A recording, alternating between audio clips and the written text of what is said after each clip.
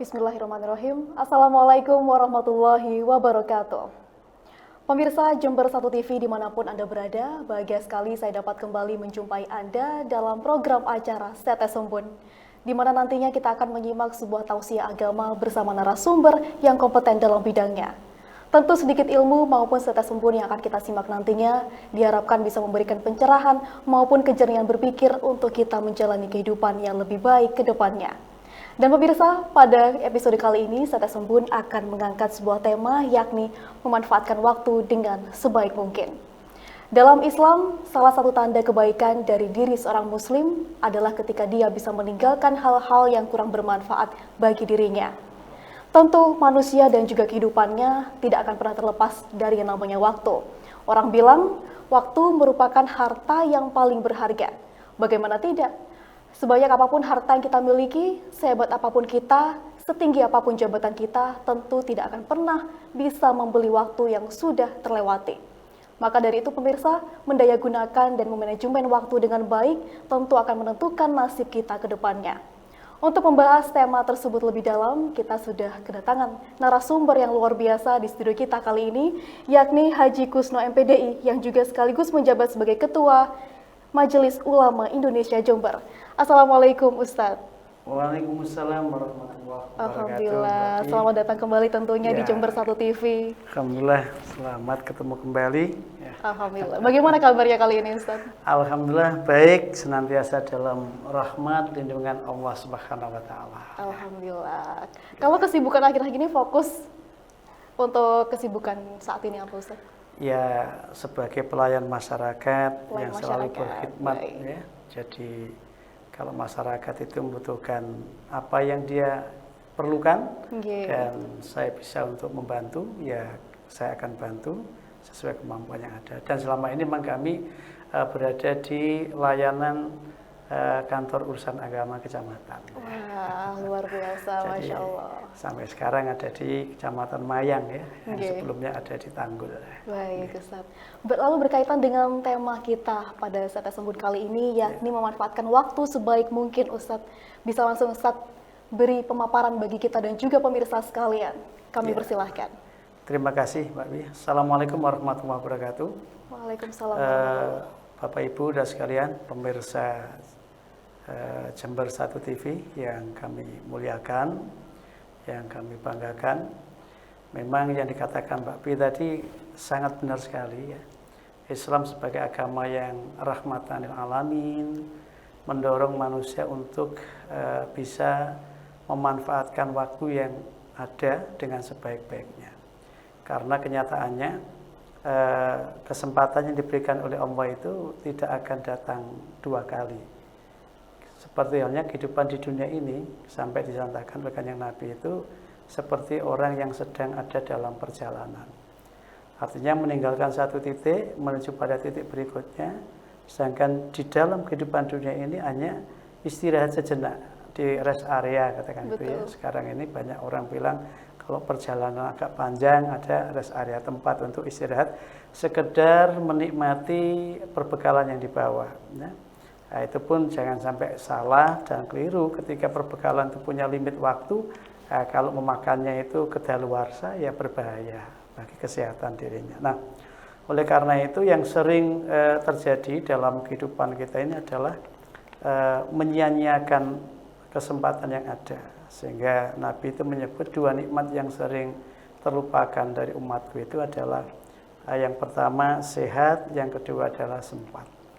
Nah, oleh karena itu terkait dengan waktu dalam Islam ini sebenarnya sangat rigid. Ya, misalkan Al-Qur'anul Karim yang merupakan kitab utama atau panduan umum di dalam menjalani hidup agar kita mendapatkan keselamatan, kebahagiaan, yang hakiki itu banyak menyebut sumpah Tuhan dengan waktu.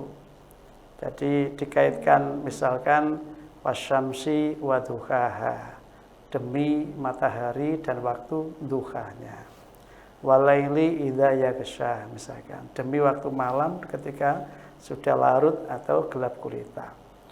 Wal asri, demi masa, gitu.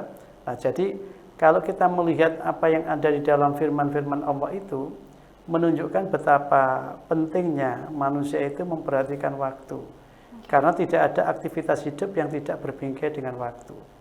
Bahkan dulu orang-orang musyrik ketika belum mengenal siapa Sang Pencipta, dia mengatakan ketika ada kematian atau kehancuran suatu komunitas atau suatu umat itu, dia mengatakan wa mayuhlikuna ila dahru. Jadi tidaklah membinasakan kepada kami, tidaklah menghancurkan kepada kami kecuali adahru. Adahru itu sering dimaknai ya waktu. Bahkan kita sering mengatakan wis titi mangsane. Nah, kalau ada orang meninggal wis wayahe, ya. Ada orang lahir wis wayahe. Seolah-olah wayah waktu itu yang menentukan, padahal tidak. Waktu itu salah satu bagian daripada ciptaan Tuhan yang melekat dalam dimensi kehidupan, yang kemudian itu harus diperhatikan oleh siapapun. Karena yang membuat kehancuran, kerusakan itu bukan waktu itu, tetapi Allah sebagai Sang Pencipta itu kemudian memberikan limit, memberikan batas, ya. Maka dari itu yang paling utama bagi kita tentu bagaimana kita menjalani hidup ini yang memang berbatas sekali waktunya, ya, itu ada masa tangguhnya, itu bisa teroptimalkan pendaya gunaannya, bisa terisi dengan ragam kebermanfaatan, kemudian kita tidak menjadi orang yang merugi sebagaimana firman Allah wal asri innal insana lafi khusrin tadi itu. Demi masa, demi waktu asar, demi waktu di mana kehidupan manusia itu silih berganti dengan ragam peristiwa kejadian, sesungguhnya manusia itu dalam kerugian kecuali mereka yang beriman, kemudian beramal sholih, kemudian yang saling menasihatkan, mewasiatkan untuk berada dalam kebenaran dan sabar dalam menegakkan yang benar. Nah, dalam konteks seperti ini maka kita harus lebih arif dan bijak melihat kesempatan-kesempatan yang diberikan oleh Allah kepada kita supaya kita tidak menjadi orang yang merugi. Maka spirit kita adalah bagaimana optimalisasi pemanfaatan waktu yang kini menjadi kita ada di dalamnya, atau sering waktu yang kita punya ya saat ini, karena tadi itu sudah terlewati dan nggak mungkin kita kembali kepadanya, sedangkan nanti atau esok itu masih harapan-harapan yang belum tentu kita akan ada atau kita mendapatkannya. Maka waktu yang ada ya saat ini. Saat inilah kita harus melakukan sesuatu yang bermanfaat, karena jika kita tidak menggunakan waktu yang ada ini, maka kita bisa menjadi orang yang mengalami kerugian yang luar biasa. Ya. Maka dari itu, cara untuk memanage waktu menjadi bukti keimanan orang itu. Makanya kalau tadi misalkan Mbak Pi nyebut qad aflahal mu'minun alladzina hum fi sholatihim khashi'un walladzina hum 'anil lagwi mu'ridun. Jadi indikasi orang yang akan sukses, orang yang akan menang adalah yang pertama, mereka yang bisa untuk memiliki hati yang khusyuk, utamanya ketika menegakkan sholat. Pertemuan yang lalu sudah saya sampaikan bagaimana sholat yang berjamaah itu kemudian membentuk karakter manusia unggul. Ya. Kemudian ada mereka yang sukses yang bisa untuk meninggalkan walladzina hum 'anil lagwi mu'ridun, meninggalkan hal-hal yang sia-sia, berpaling dari kesia-siaan. Ya, karena apa? Karena salah satu indikasi kesia-siaan itu adalah tidak adanya makna, tidak adanya arti, tidak adanya iman dan amal sholih di dalam suatu kesempatan tertentu. Jadi kalau saya katakan tadi limit waktu itu ada yang telah, yang sedang dan yang akan. Yang telah tak mungkin itu kita kembali padanya, yang sedang ini kita sedang perjuangkan untuk optimalisasi pemberian manfaat supaya tidak tenggelam dalam lahwun walaibun, kesia-siaan permainan ini. Tapi esok masih harapan. Nah, sedangkan yang kita lakukan adalah bagaimana saat ini di mana Allah itu berikan kesempatan ini kemudian kita gunakan dengan sebaik-baiknya. Nah, itu oleh Rasulullah SAW kita itu dipandi tanim khamsa qabla khamsin. Jadi kita dipandu dengan hendaklah kita menjaga 5 perkara sebelum datang 5 perkara. Yang mana 5 perkara yang harus kita jaga itu merupakan cara untuk bisa membawa waktu-waktu kita itu punya manfaat yang baik, punya faedah yang besar bagi kehidupan kita dan juga bagi kemanusiaan yang universal. 5 itu diantaranya adalah misalkan syababaka qabla haramik gitu ya. Jadi masa mudamu sebelum datang masa tuamu. Bagaimanapun kesempatan waktu kita muda itu tidak lama, hanya beberapa puluh waktu saja atau beberapa puluh tahun saja gitu ya. Setelah itu kita akan menjadi haramik. Padahal kalau waman amirhu naqis fil khalq gitu ya. Ketika orang itu semakin tua, semakin lansia, itu potensi-potensi daya-daya yang dimiliki itu tidak semakin bertambah, tapi semakin berkurang. Orang bilang angka usia umur itu bertambah, tetapi kemanfaatan potensi daya itu semakin berkurang. Nah, oleh karena itu kita harus bisa memanfaatkan masa muda kita, jangan menunggu sampai dengan masa tua. Sihataka qabla marodik, sehat kita, kesempatan waktu kita sehat kita gunakan. Jangan sampai datang sakit baru kita terasa, oh begitu berharganya ya waktu sehat kita itu. Ginaka qabla fakri, ketika kita menjadi orang yang berkecukupan, jangan sampai jatuh dalam kemaratan, kekurangan baru, oh kita menyesali ya. Ada waktu yang sedemikian berharga tapi kita sia-siakan begitu saja. Bahkan sampai dengan waktu hidup kamu hayataka qabla mautik. Waktu masih hidup ini walaupun tinggal sesaat sejengkal, manfaatkan dengan benar. Sampai Kanjeng Nabi itu mendorong, sekiranya esok itu kiamat bagimu, di tanganmu ada biji kurma, maka tanamlah biji kurma itu sebagai kebaikanmu. Atau kalau memang kamu sedang bawa kurma, untuk mencegah kamu menjadi orang yang terperosok ke neraka, cuwil atau pecahlah sebagian dari kurma itu kemudian sedekahkan. Subhanallah. Jadi Islam sebagai agama yang rahmatan alamin mendorong umatnya itu tidak boleh tenggelam dalam kesia-siaan, karena bagaimanapun kehidupan yang penuh dengan permainan, penuh dengan sandiwara ini kalau tidak dijalani dengan sungguh, dengan teliti, dengan arif dan bijak, maka boleh jadi orang akan tenggelam dalam kesia-siaan itu sendiri. Itu ya. Monggo Pak Bi. Luar biasa, sebuah pengantar yang sangat menyejukkan Ustaz. Namun ada beberapa hal yang mungkin menjadi kebingungan kami. Yang pertama, seperti yang Ustaz sampaikan tadi, bahwasanya salah satu tanda orang beriman adalah dengan menggunakan waktu dengan sebaik mungkin. Namun jika dalam kondisi yang sebaliknya Ustaz, apakah menyanyiakan waktu itu merupakan salah satu tanda lemahnya iman kita? Iya. Jadi orang yang mengabaikan waktu, padahal Allah begitu banyak memberikan peringatan. Ya. Jadi mulai dari wasubhi idza tanaffas, mulai dari subuh, ya toh, yang mulai ada kehidupan itu mulai bangkit, katakan begitu. Sampai dengan walaili idza yaghsha, sampai dengan malam yang larut.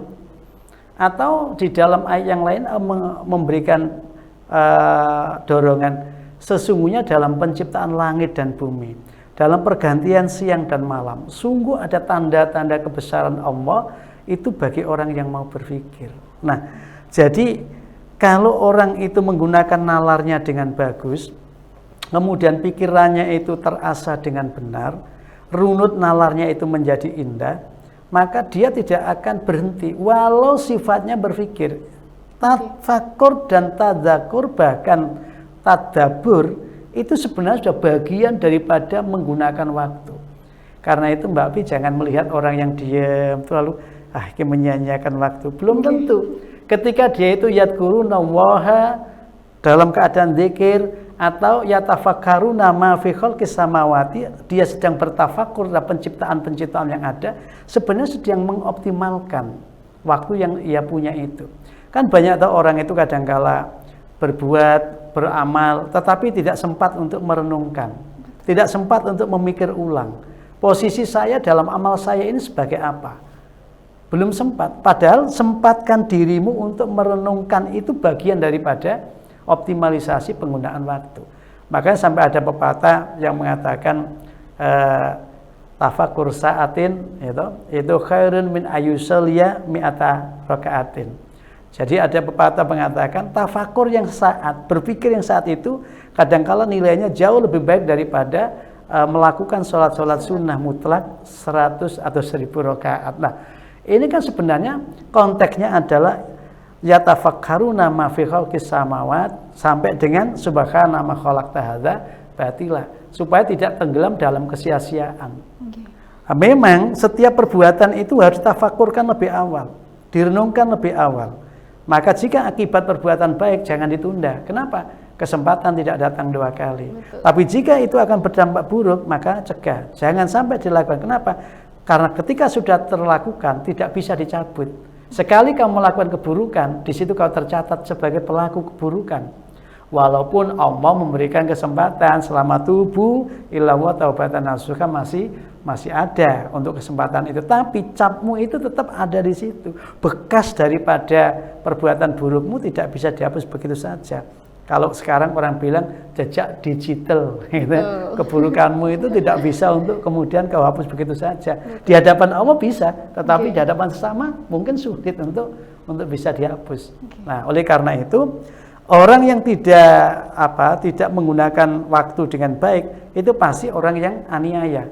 Menganiaya pada diri sendiri. Kenapa? Kesempatan ini terus berjalan. Gitu. Hari ini tidak merupakan hari kemarin. Hari esok juga tidak merupakan hari ini. Maka wal tandur nasuma qaddamat ligot, sebenarnya ketika kamu ingin optimal di dalam menggunakan waktu-waktu yang ada, tengok kemarin kamu ngapain, sekarang lagi apa, esok mau apa. Maka gunakanlah apa yang kau tengok dari yang telah kau lakukan itu untuk menyongsong esok supaya lebih spiritnya kuat lagi, lebih baik lagi, lebih hebat lagi. Tetapi sekali lagi esok hanya harapan. Maka ajilu al-amal atau suratul amal itu alamatul hakikoh. Segera bergegas mengerjakan perbuatan dengan apa yang ia ketahui walau sederhana, itu bukti kebenaran orang itu dibanding menunggu tapi tidak berbuat sama sekali. Ngenteni pinter temenan lagi ngelakoni durung sampai pinter entek waktune. Nah, itu kan namanya rugi. Kerjakan apa yang ada sesuai kemampuan yang bisa. Kembalikan bahwa ketidakmampuan dalam arti ketidaksempurnaan itu hal yang biasa. Yang penting sudah dikerjakan. Oke, Ustaz.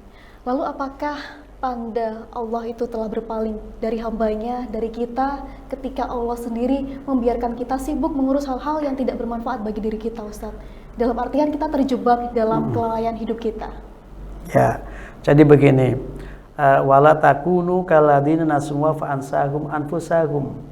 Jadi memang di dalam kehidupan ini, di saat kita menjalani hidup, kemudian kita itu lalai dengan Tuhan, lalai dengan keagungan Tuhan, kita mengabaikan apapun yang sudah ditunjukkan oleh Allah kepada kita untuk menuntun, membimbing agar kita betul-betul bisa arif dan bijak dalam memanfaatkan waktu yang ada, tapi kok masih tetap aja dia melupakan Allah. Maka janganlah kamu seperti mereka yang melupakan Tuhannya, maka sesungguhnya Tuhan mereka akan melupakan dia atau membuat mereka lupa pada diri sendiri. Nah, jadi kalau konteksnya misalkan hayya 'alas shalah, hayya 'alal falah, sebuah seruan ad-du'a, panggilan daripada Allah, kita sudah mendengar, kita sudah menyaksikan, jalan pun mungkin kita menuju ke sana. Terus kita mengabaikan, tidak ada greget untuk mengerjakan perbuatan seruan itu. Padahal itu ajakannya, mari menuju sholat dan mari menjadi yang sukses, yang menang, yang berhasil, yang beruntung, yang selamat, yang bahagia. Wis toh, falah itu dimaknai sak lengkap-lengkapnya gitu ya. Nah, tapi tetap aja seolah-olah tuli dan seolah-olah buta. Maka kemudian sewaktu-waktu mestinya ini bisa untuk dijadikan sebagai penguat dia dalam kebaikan, tapi karena mengabaikan, tidak segera merespon, kemudian menunda-nunda, lalu terjadilah itu menjadi kebiasaan dia, ya. Jadi kebiasaan terjadi karena pembiaran terhadap nurani yang sebenarnya sudah sambung. Nah, maka itu barangkali konteksnya ketika orang itu sudah diberi peringatan tetapi kemudian tidak mau mengambil peringatan itu, lalu Allah biarin mereka. Ya. Jadi pembiaran Allah kepada mereka itu bukan berarti Allah nggak sayang pada mereka. Mereka sendiri sih nggak sayang pada dirinya. Sudah diberi tanda, teng, waktunya masuk. Nggak mau masuk, malah ngeludus di jalan-jalan. Akhirnya sama Pak Guru, Bu Gurunya, oh ini kemana ini anak? Nggak ada nilainya. Begitu nggak ada nilainya, dia menjadi yang merugi. Boleh jadi dia akan mengulang pada waktu yang akan datang. Ya, kalau itu limitnya ada. Dunia itu tidak bisa diulang. Coba jenengan lihat pada konteks orang-orang yang sudah datang kepadanya waktu tangguh, waktunya tiba, di mana ajal menjemputnya. Apa yang dikatakan? Robbi laula akhartani ila ajalin qarib fa asaddaqa wa aku minas sholihin. Dia mengatakan, "Duh Tuhan, kalau sekiranya Engkau tunda sedikit, ya, Kau akhirkan lagi umurku ini, usiaku ini, batas waktuku ini, maka aku akan sedekah dan aku akan menjadi orang yang sholih." Akan bersedekah karena memang sebenarnya dia punya kemampuan untuk sedekah. Dan banyak peminta-minta yang sudah berdatangan kepadanya, dia hanya mengatakan mohon maaf tidak ada, mohon maaf tidak ada. Itu masih mending. Kadang kalau udah mohon maaf tidak ngasih, masih di hatinya ngomong, ini masih muda, pekerjaannya minta-minta. Sudah tidak ngasih, ngedumel ya, itu di hatinya. Nah, padahal ngedumelnya hati itu Allah tahu. Dasar lo kamu yang cerek, kamu yang medit, bukan dia.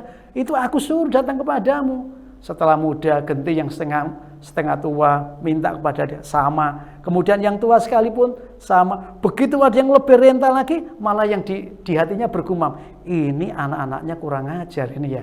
Masa orang setua ini dibiarin jadi peminta-minta? Ngasih enggak? Padahal di dalam kantongnya ada, di lacinya ada. Ya toh? Maka ketika ajal tiba, apa yang terjadi? Laula akhartani ila ajalin qarib fa asaddaqa wa aku minas sholihin. Aku akan sedekah, aku akan jadi orang saleh. Dijawab oleh Allah, idza jaa ajalun wasta'khiruna sa'atan wala. Sorry ya, kesempatan tidak terulang di hadapan. Kemarin itu memang sudah kuhadirkan peringatan bagimu, tapi kamu aja yang ape acu cuek. Maka sekarang nikmatilah kesengsaraan, penderitaan, beban pertanggungjawabanmu. Oke, jadi bukan karena Allah itu membiarkan karena nggak sayang, tapi karena dia sendiri sih milih jalan yang keliru. Gitu ya.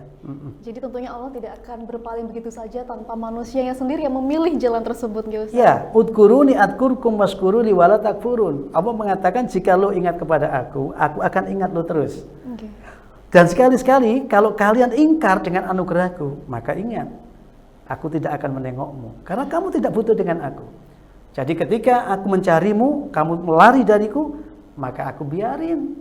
Oh, kamu sudah aku cari kok. Tapi lari ke sana kemari. Nah, oleh karena itu, konteks daripada Allah membiarkan tadi itu adalah Rahman Rahimnya Allah itu diberikan kepada siapapun, diberi peringatan, diajak untuk supaya tidak menjadi yang merugi. Kesempatan-kesempatan apapun sudah ditunjukkan oleh Allah, diberitahukan oleh Allah. Gitu. Pertanyaan-pertanyaan dalam firman-firmannya yang sifatnya Qur'aniyah juga amat sangat banyak, yang sifatnya kauniyah juga amat sangat banyak. Coba lihat bencana banjir di sekitarmu, lihat itu gunung meletus. Peran apa yang kau lakukan di waktu-waktu seperti itu? Padahal kalau kau tolong hambaku, aku akan tolong kamu. Kan gitu. Siapa memberi nafas kelegaan hati pada hambaku, maka akan aku legakan nanti pada hari kiamat dari urusan-urusan yang menyusahkan dan menyempitkan dirinya. Subhanallah. Namun Ustadz, semisal pada kasus lain, seperti halnya salah satu sahabat Nabi Abu Darda, yang kala itu pernah mendapat kritikan langsung dari Nabi Muhammad SAW ketika beliau over dalam beribadah, siangnya puasa, malamnya qiyamul lail, dari Isya sampai subuh. Bahkan anak dan istrinya sempat dilupakan, dan Nabi mengkritik. Apakah hal tersebut bisa dikatakan sebagai hal yang zalim, Ustaz? Iya. Jadi hidup yang rahmatan alamin itu kan antara hak kewajiban, hubungan vertikal dan horizontal itu harus seimbang. Ya, sering disebut dengan tawasud. Di dalam kita memaknai hidup ini kan seringkali begini. Waktu itu kan harusnya terbagi waktu untuk ibadah mahdhah kepada Tuhan, ada waktu yang sifatnya ibadah muamalah dengan sesama, gitu ya. Kemudian ada waktu untuk tafakur dengan semesta, tadabbur dengan alam. Nah, kalau waktu-waktu itu termanfaatkan dengan tepat, orang tidak lagi aniaya pada diri sendiri. Kasus Abu Darda di mana ada hak-hak orang lain yang tidak dipenuhi, itu adalah kesalahan dalam mempersepsi penggunaan kesempatan. Ya. Jadi kalau misalkan ada seorang laki-laki menikahi seorang perempuan gitu ya, terus perempuan itu dibiarin aja di rumahnya, lalu perempuannya bilang, emangnya gue ini boneka, diambil dari laci taruh di sini, tidak diapa-apain. Padahal memanfaatkan waktu tadi itu jelas. Jadi kapan waktumu tidur, waja'alna naumakum subata waja'alna laila libasa.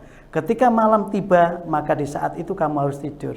Karena malam itu selimut bagi tidurmu yang sangat bagus. Tapi waja'alna nahara ma'asya. Begitu datang waktu siang, manfaatkan untuk mendapat atau meraih penghidupan.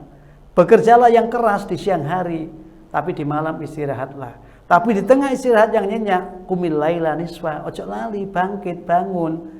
Kenapa? Karena kau tidak cukup menyelesaikan urusan dengan tidur saja. Urusan dengan Tuhanmu, sepertiga malam kamu gunakan untuk bangun. Jadi tidak semua harus bangun. Puasa juga begitu, tidak semua hari harus berpuasa. Makanya yang wajib cuman puasa Ramadan. Ya, bahkan Rasul itu pernah mengatakan gini, wanita mana, kebetulan ini Mbak Fi ya. Ya, kalau bukan Mbak Fi, saya nggak kasih contoh yang ini. Jadi perempuan mana yang dia itu sholatnya bagus, puasa Ramadannya bagus, kemudian taat sama suaminya, lalu dipanggil oleh Allah meninggal lebih dulu, suaminya ridho, maka wanita ini disuruh masuk surga melalui pintu mana saja yang ia suka. Enak kan jadi wanita? Asal bisa memanfaatkan yaitu kesempatan sebagai istri yang baik, yang selihah. Ya, dipandang saja sudah menyenangkan ya, diperintah nurut gitu ya.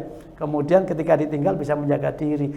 Jadi maksud saya, ketika Abu Darda itu melakukan ubudiyah mahdhonya sedemikian kuat, tetapi ada ibadah-ibadah sosialnya yang tidak sempurna karena ada hak makhluk lain, ada hak daripada istri, anak yang membutuhkan perhatian, membutuhkan waktu khusus gitu ya. Kemudian diabaikan. Disitulah Nabi mengingatkan ya bahwa tindakan itu tidak benar. Sama dengan seorang peristiwa yang agak luas lagi ya, 3 orang pemuda itu yang semangatnya ibadah. Yang satu bilang pokoknya saya akan puasa sepanjang tahun. Yang satu bilang saya akan qiyamul lail, tidak tidur. Kemudian satu bilang saya tidak akan nikah, membujang saja. Nabi datang, apa benar itu loh kalian semua bilang gitu? Iya Nabi. Oh enggak gitu. Aku yang lebih tahu dan paling takwa di antara kalian. Itu bukan berarti Nabi sombong, bukan. Kadang-kala orang itu tidak lihat konteksnya, ujuk-ujuk Nabi ngatain gitu, Nabi sombong gitu ya. Nah, itulah orang yang nggak belajar agama dengan tepat, ya akibatnya begitu. Nabi mengatakan begitu untuk menyadarkan ini pemuda yang punya spirit luar biasa. Dia bilang, aku yang paling tahu dan aku yang paling bertakwa di antara kalian. Ya toh? Aku ini tidur juga aku bangun, aku ini puasa aku juga buka, aku juga punya istri berumah tangga. Itu artinya apa? Setiap pada dirimu ada hak yang harus dipenuhi. Ya. Nah, waktu-waktu itu kalau waktunya istirahat ya istirahatlah, waktunya kerja kerjalah, jangan kebolak-balik gitu ya. Gitu. Dan itu orang yang benar-benar over dalam beribadah, hal yang positif, bahkan Nabi sempat mengkritik gitu. Ya positif dalam pengertian asumtif ya. Betul. Asumtif. Jadi orang hidup tadi saya katakan kadangkala berpikir sesaat itu jauh lebih bernilai daripada ubudiyah sosial mahdhoh yang begitu banyak tadi itu, yang sifatnya sunnah-sunnah mutlak tadi itu. Nah, yang saya maksud agama kita itu agama yang sangat tawasud kok, ya, sangat rasional. Memberikan ruang yang sangat besar di dalam kita tampil sebagai ibadur rahman wa khalifatu fil ardi. Satu sisi kita hamba Tuhan, mengabdi kepadanya, pada waktu yang bersamaan sisi yang satunya kita ini khalifatu fil ardi. Kita itu penerima amanat terwujudnya kehidupan surgawi di bumi ini. Bagaimana terwujud surgawi kalau istri tadi itu marah-marah gara-gara haknya nggak diberikan, anaknya menjadi kurang bagus karena tidak dapat didikan yang semestinya. Sementara bapaknya hanya duduk aja di masjid zikir. Katanya zikir ini cukup. Tidak cukup. Ya bagi yang nggak punya istri, nggak punya anak, nggak punya kebutuhan lain, uzlah seperti itu, iktikaf seperti itu, hal yang bagus. Daripada sudah nggak punya istri, nggak punya anak, keluyuran aja. Lalu ditanyain, ngapain lo keluyuran? Memanfaatkan waktu, mumpung belum mati. Ya, itu ya keliru lah ya. Nah, tapi kalau ada istrinya, kemudian dia di rumah istrinya, belanjanya gimana Pak? Belanja bagaimana ya? Terus pura-pura nggak dengar ada kebutuhan di situ. Padahal tugas kamu, kenapa? Memberikan nafkah, mencarikan nafkah, menggunakan waktu untuk bekerja. Sehingga kamu dapat kecukupan dari kebutuhan keluarga. Itu bagian daripada optimalisasi penggunaan waktu yang tepat, gitu ya. Luar biasa Ustadz. Sebenarnya masih banyak sekali pertanyaan yang mungkin bisa disampaikan dan dibahas lebih dalam. Namun lagi-lagi kita terbatas dengan waktu yang hanya satu segmen ini Ustadz. Sebelum kami tutup, kami persilakan Ustadz untuk memberikan kesimpulan maupun tips mungkin bagaimana cara kita bisa istiqomah memanfaatkan waktu dengan sebaik mungkin. Iya, tadi saya katakan bahwa sumpah-sumpah Allah yang menggunakan waktu itu hendaklah kita perhatikan dengan tepat, dengan benar. Dari itu kemudian kita merasa waktu itu memang sesuatu yang sangat bernilai, menentukan segalanya. Jika kita sia-siakan, bisa jadi dia berubah menjadi pedang yang bisa menggorok atau memotong leher kita. Kalau orang materialis cenderung mengatakan the time is money, waktu adalah uang, gitu ya. Tapi kita tidak menggunakan waktu dan uang. Kenapa? Karena uang itu kalau dikaitkan dengan waktu tidak lebih berharga daripada waktu itu sendiri. Karena itu justru inilah kita sebagai seorang muslim yang sudah diajari bahwa kehidupan dunia ini seperti ini, ada limit waktunya, ada ajalnya. Sebelum ajal tiba, mari kita berlomba-lomba ayyukum ahsanu amala. Siapa yang terbaik dalam mengisi waktu itu dengan amal-amal karya-karya keselian. Saya kira itu yang mudah-mudahan kita dibimbing, dituntun, diberi daya oleh Allah bisa istiqomah, karena kemauan kadang-kala bagus, tapi kenyataan untuk menuju yang bagus itu butuh perjuangan kegigihan yang sungguh. Terima kasih, kurang lebihnya mohon maaf. Assalamualaikum warahmatullahi wabarakatuh. Masya Allah, luar biasa sekali Ustadz. Semoga ilmu yang diberikan bisa menjadi manfaat dan barokah bagi kita semua dan juga pemirsa sekalian. Dan tentunya tidak lupa semoga pahala terus mengalir kepada mereka yang dengan tulus menyampaikan ayat-ayat Allah. Dan khususnya kepada Haji Kusno, terima kasih yang sudah hadir di sini berkenan mengisi Tetes Umbun pada episode kali ini Ustadz. Dan pemirsa, tentunya memanfaatkan waktu dengan sebaik mungkin adalah hal yang paling penting. Lakukan hal baik mulai hari ini, mulai detik ini. Tidak perlu menunggu esok, karena waktu yang kita tunggu belum tentu kita akan sampai. Dan pemirsa, saya Pia Mediana mohon undur diri dari hadapan Anda. Semoga tayangan ini bisa bermanfaat bagi kita semua. Sampai jumpa dalam Tetes Umbun berikutnya. Akhir kata, wallahu muwaffiq ila aqwamit thoriq. Wassalamualaikum warahmatullahi wabarakatuh.